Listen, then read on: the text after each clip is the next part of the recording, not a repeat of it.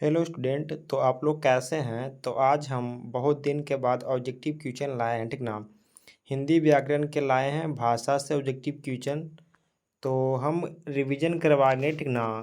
Board exam तक हम आपके साथ रहेंगे। तो आप लोग चैनल पर नए होंगे तो चैनल को सब्सक्राइब कर लेंगे। एक क्लास 12th है और 10th वाले के दोनों के लिए भी हो सकते हैं, ठीक ना, क्योंकि व्याकरण सेम ही रहते हैं, ठीक ना। तो अभी जो हम करवा रहे हैं वो मॉडल पेपर क्लास 12th से करवा रहे हैं, ठीक ना। मॉडल पेपर क्लास 10th में हिंदी व्याकरण में जितने भी क्वेश्चन रहेंगे, ठीक ना, हम उतना क्वेश्चन करवा देंगे आप लोगों को, ठीक है। तो आप लोग चैनल पर नए होंगे तो चैनल को सब्सक्राइब कर लेंगे। तो सबसे पहले हम पहला क्वेश्चन करवा रहे हैं आप लोगों को। जो पहला क्वेश्चन है भाषा में, कि कौन सी लिपि दाईं से बाईं की ओर लिखी जाती है। तो आप लोगों को आंसर क्या देना है। तो दाईं से बाईं की ओर हमारा क्या लिखा जाता है, तो फारसी लिखा जाता है, ठीक ना। एक का ऑप्शन नंबर डी हो जाएगा। एक का ऑप्शन नंबर क्या हो जाएगा हमारे पास, तो डी हो जाएगा।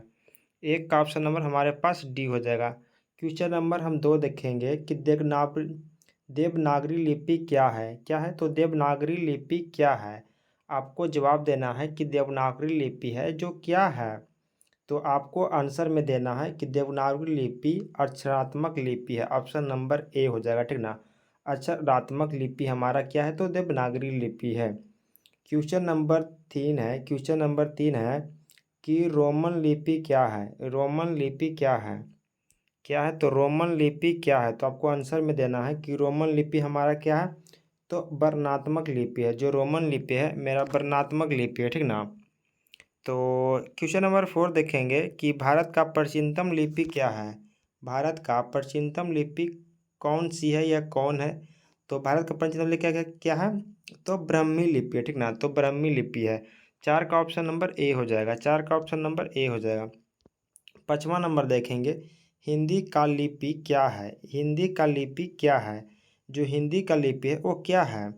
तो हिंदी का जो कि लिपि है वो क्या है, तो देवनागरी लिपि है, ठीक ना। हिंदी का लिपि क्या है, तो देवनागरी लिपि है। हिंदी का लिपि क्या है, तो देवनागरी लिपि है। हिंदी का लिपि कौन सा है, तो देवनागरी लिपि है। 5 का ऑप्शन नंबर बी हो जाएगा। अभी देखेंगे क्वेश्चन नंबर 6 देखेंगे, ठीक ना, कि संस्कृत, मराठी और नेपाली भाषाओं की लिपि क्या है। कौन सा बोला गया है, संस्कृत, मराठी और नेपाली भाषाओं की लिपि क्या है।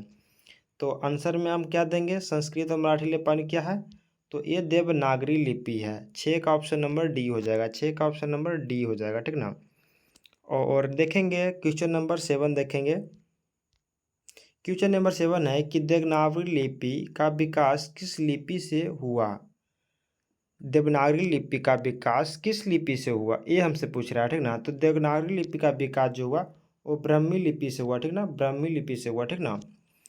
तो मिलते हैं नेक्स्ट वीडियो में, तब तक के लिए बाय बाय। अगर चैनल पर नए होंगे तो चैनल को सब्सक्राइब कर लेंगे।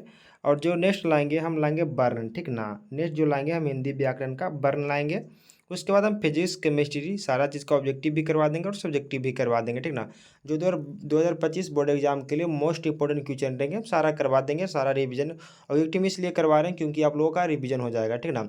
और ऑब्जेक्टिव से ही ज़्यादा नंबर उठते हैं, ठीक ना। जब से ज़्यादा मिनिमम मार्क्स जो आता है, अब सबसे ज़्यादा जो आता है ऑब्जेक्टिव में आता है अधिकतम मार्क्स, ठीक ना। तो आप लोग ऑब्जेक्टिव सारा ज़्यादा से ज़्यादा कर लेंगे, ठीक ना। रिवीजन कर लेंगे, आप लोगों को तो याद होगा ही, ठीक ना। आप रिवीजन कर लेंगे